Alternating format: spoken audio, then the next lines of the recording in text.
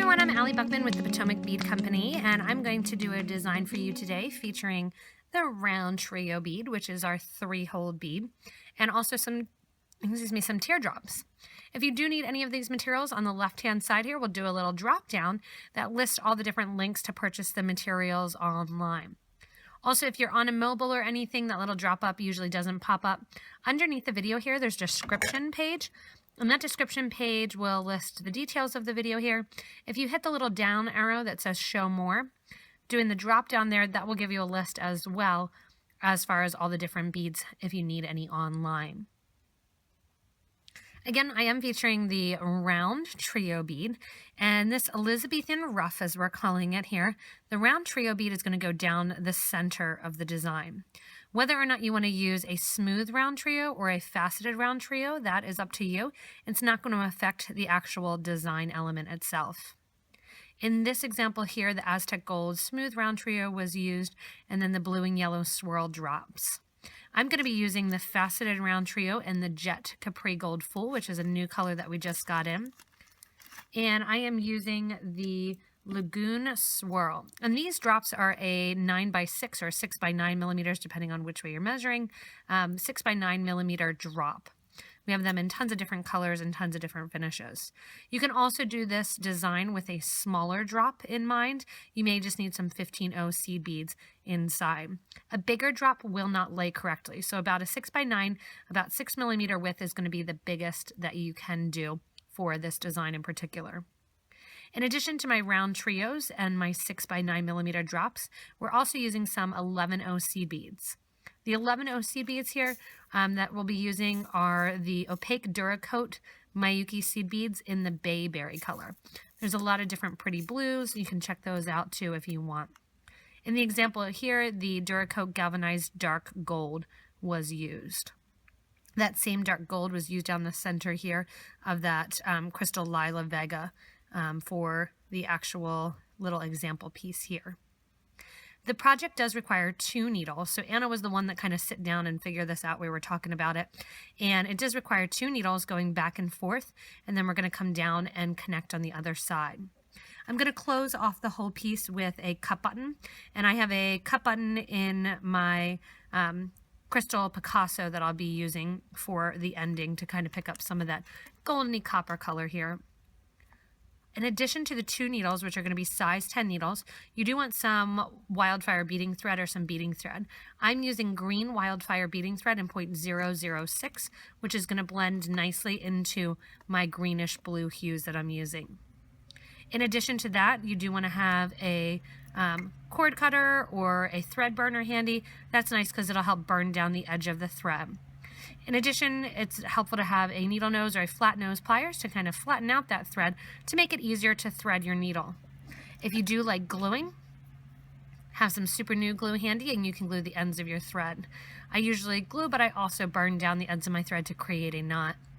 It's also really great to have a nice workable surface. When I bead at home, I use my bead on it board, and I have a nice kind of workable surface that I can transport kind of back and forth.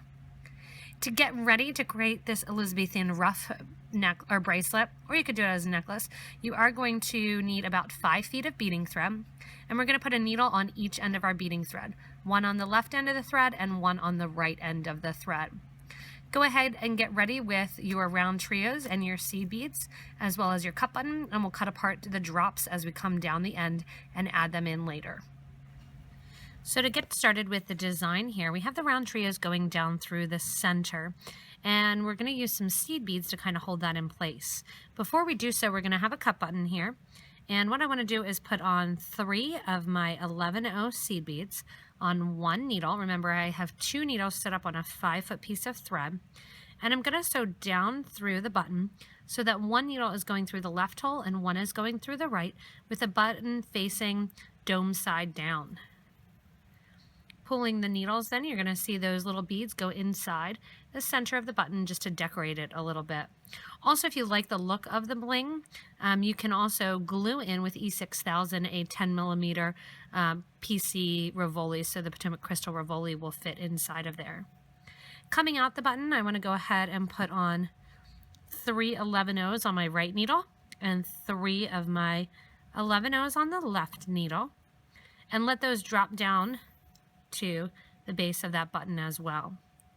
If you do have a clasp, or you have, say, a wire guard that you want to use with an actual metal clasp, you would go ahead and put that on now as well. That's the nice thing about working with shoe needles. You get to put on your clasp right away. To get started in the design, we're actually going to add another 11O on each needle.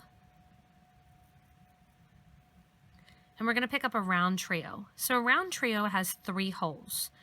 It has them going right along it. 1, 2, 3. One of my needles going through the first hole is going to go from left to right, and the other one is going to go from right to left. And again, we're just going through that first hole. So we're crisscrossing through it. Pulling it down near the design, it's going to sit right in there. When I'm coming out the piece here, because normally I'm going to have the seed bead included as I come out, I'm going to go ahead and go through that seed bead that I just added. So on the right side, I'll go through the right seed bead, and on the left side through the left. And then I'm also going to sew through the middle hole of the round trio.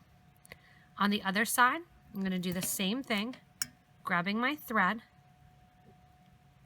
I'm going to sew through the last bead that I just added, the one right before the trio. Add that bead there, and then sew through that center hole.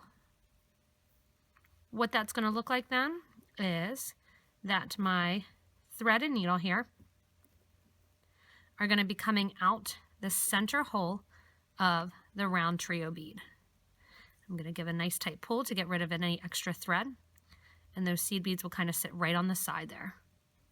When I'm out of the middle hole here, I'm going to add on one 11O seed bead on the right needle and sew through the top, or the third hole of that round trio.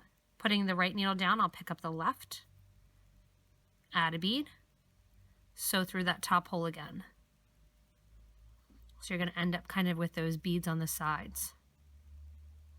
When you're coming out of your round trio here, to connect to the next round trio, we are going to simply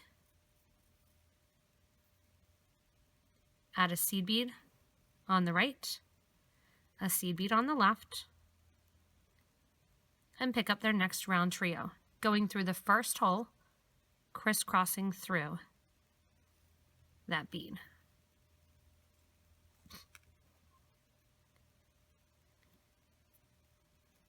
When you crisscross through, then you want to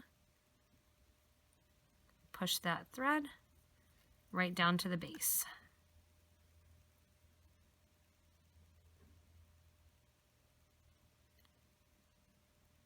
So you're going to have that design right there. So the seed bead's going to be sitting in between. And now when I'm coming out that first hole, it's going to continue just like we did previously. We're going to add a seed bead, sew through the middle hole on the right-hand side, add a seed bead, sew through the top hole on the left-hand side. This is the quicker way to do it while you have your right needle in your hand. Then put that one down, pick up your other side, add a bead, sew through that middle hole on the project, add a bead, sew through the upper hole. So all I'm doing is zigzagging between the beads, adding in my beads here. So I'm just zigzagging between. You can see what's going to start to happen is those 3 beads will kind of sit right along the interior, and then you're going to have an opening from that area between the side of the round trio there, and that's where our teardrop's going to go in. Again, after you are coming out the third hole of the round trio, go ahead and add a seed bead on the left needle and the right needle. Pick up your next round trio bead and crisscross through the first hole. Once you pull that bead down, you're going to pick up another bead here. With my right needle then, I'm going to pick up my bead, sew through the middle hole, and then while I have it in my hand, take another bead and sew through the top hole. So you're adding a bead on each side. Then putting that down, left needle, add on one of the Bayberry 11s, sew through the middle hole, add a bead, sew through the upper hole, and just pull.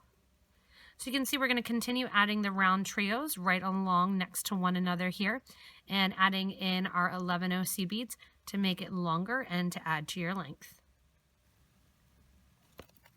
Once you're finished going up the design with your actual round trios and your seed beads, we're going to get ready to make our loop.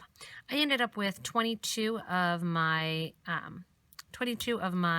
round trios on. So depending on the length of your wrist, you may need about 22 to 25 or so beads of the round trio beads. I'm cutting apart my teardrops here because I'm at the point where I'm going to put those in. After making my loop for my button clasp. So originally, remember, we started the button. Now what I'm going to do is make a loop for that button to fit in since I'm at the end of the bracelet here. To do so, go ahead and add 3 11 seed beads on your right needle, and on your left needle, add 2 11 seed beads. Take the left needle then and put your needle through that third bead that you added with the right needle. What that's going to do is just create a little triangle there right above the bead. Whenever I make loops for my clasps, I always like to make sure that there's a starting point for that loop to bring it back. So that way when you are using it, you're going to make sure that that loop doesn't open up and holds the button the best that it can. Now what I'm going to do is add about 22 or so 11 seed beads onto my needle. And it doesn't matter if you're using your right needle or your left needle at this point. I'm just going to pick a bunch of them up. I use this as my opportunity to clean up my bead mat generally. For this design, you're actually done with your 11 seed beads. All we're going to be using, and done with our round trios for that matter, all we're going to be using after this is our drops, which is kind of a crazy thought. So this bracelet is just what I call an up and back bracelet, that we're going down the project one time and then coming back one time. That's the case a lot, that you have up and backs and they go back and forth multiple times when you have your when you're working with 2 needles. Once you have your seed beads on, you're going to take your needle and go back down that 11 seed bead that's shared, back down the 2 beads on the side, and through the first 11 on either the right or the left. Picking up my second needle, I'm going to retrace through all of these beads here that I used to make my loop. This is going to reinforce the loop and make sure that there are 2 strands of thread going in the loop. Whenever you have a loop or a clasp portion or a clasp part, you always want to make sure that you have at least 2 threads going through it. We get a lot of bracelets that we repair because it's only 1 thread and it's right at the end. As you come down through the center bead then, you're going to take this needle off to the opposite side. So the other one I took off to the left, this one I'm going to take off to the right.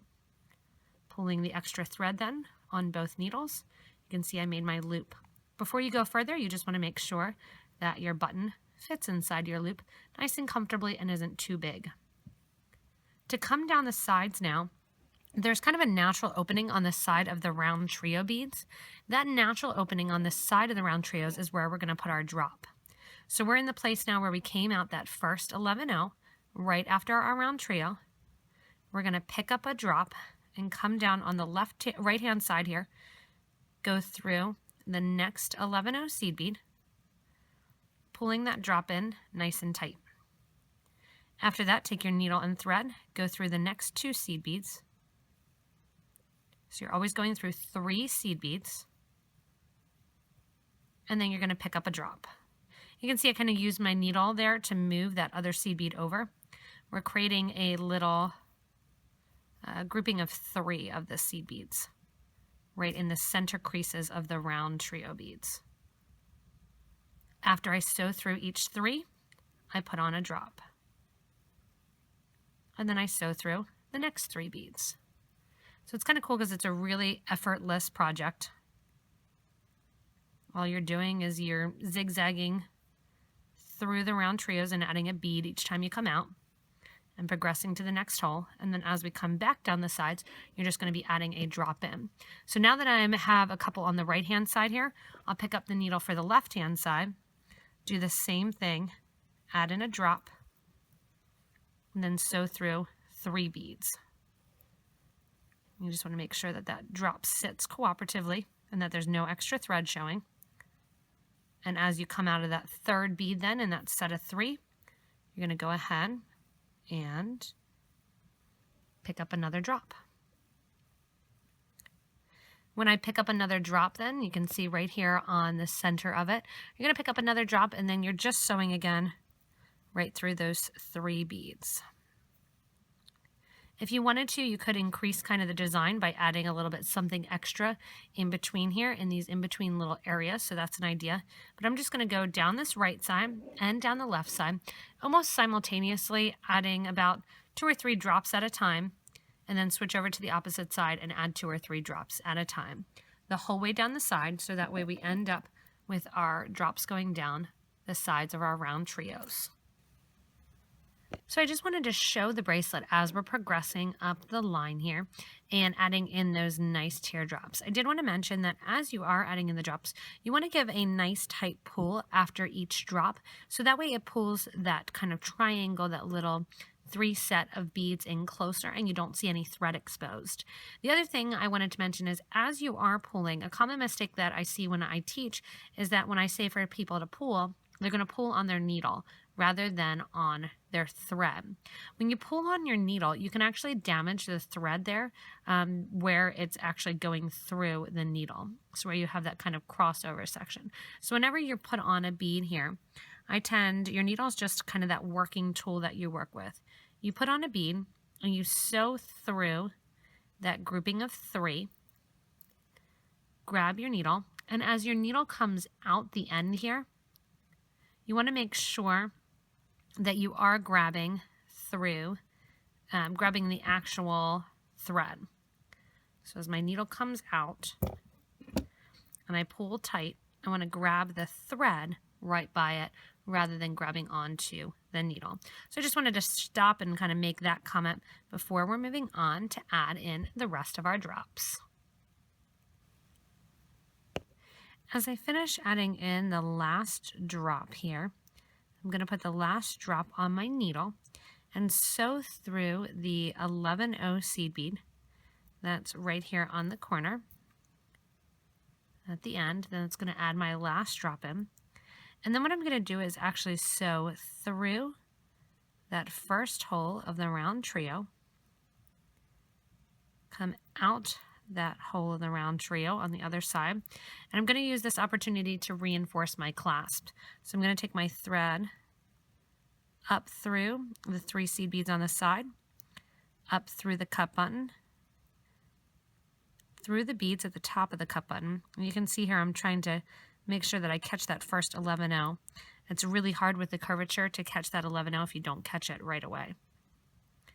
I'm then going to come down through those 3 beads, down through the cup button, and the 3 beads right after the cup button, and let my needle hang out right there, right next to the drop. The needle that's on the other side, I'm going to, after having gone through that 11-0, I'm going to go through that last hole of my trio and bring the needle to the opposite side. What that's going to do is bring my needles out right next to each other. I'm going to take them off my thread, and I'm going to get ready to tie my knot. Now, I used about exactly 5 feet of thread, and you can see it was a perfect amount. If you do have a bigger wrist, you may want to use about 6 feet of thread. So you have that extra little bit. It's incredible how many times kind of going through and doing a bracelet like this, how many actual feet of thread you can use in just a 6 3/4 inch wrist bracelet. I'm going to do some knots there. Once I'm done the knots then, and having already reinforced the bracelet, I'm going to grab my super new glue. Like I said, some people like to glue, some people don't. The one thing to be careful of when you are gluing is that you don't get the glue really on your beads. You're just getting it on your thread. Once I have the little dab of glue there, I'll let that dry for a couple seconds. And then the last thing I'll do is pick up my burner. My battery's dying in my burner, which is a common occurrence. I use it a lot. And I'm just going to burn down close. And then to actually create more of a knotting effect, what I'm going to do is take those two ends there and actually just ball them up by taking my thread burner right at the edge and kind of pushing it right along it. I'm going to make sure I don't burn through the knot, and I'm just doing the thread ends. Once you have your thread ends burned down there, your Elizabethan Ruff Bracelet is finished. So again, I ended up using about 22 of my RounTrio beads and about 44 then of, because you're going to use double that amount, of your drops. So I still have a good 14 drops, so I could have made it 7 longer. If you would want to do this in a necklace design, because it would be a really cool necklace design, you'd basically come to the center to a pendant and go back up the other side, so that way it would be sitting right along a V pattern like this. And you could continue up the other side. So that's a little challenge for you if you do want to get challenged and create the Elizabethan Ruff Bracelet as a necklace. Making the actual ruff color would be kind of fun. Again, if you do need any of these materials, that Lagoon Swirl or any other 9x6 drops or any other trios, you can go back to the beginning of the video to the little drop-down menu, or again, if you're on that mobile, underneath to the description of the video, that show more button. Anybody can go there, press on that link, and you can show more.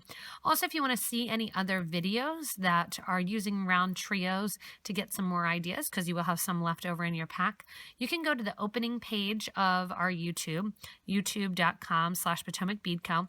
There's a little magnifying glass underneath the video that plays kind of that introduction. If you press any beads in that, or type any beads into that magnifying glass, it's going to search our page specifically for any of the videos that we may have that are using those materials. Also, you can stay connected with us and get more ideas like designs that we do here, regular updates on new beads that we have, store tours, things that are going on, different shows that we're going, and just kind of stay connected with us. You can subscribe to this YouTube channel.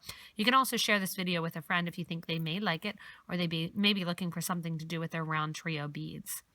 The other thing you can do to stay connected with us is visit us on Facebook, and also ask to become a member of our Facebook group for beading and jewelry making. And if you become a member there, you can request membership. It's a great interaction with lots of like-minded people that love to bead, love the art and the craft of making jewelry. Really helpful and supportive in answering any questions that you have, design ideas.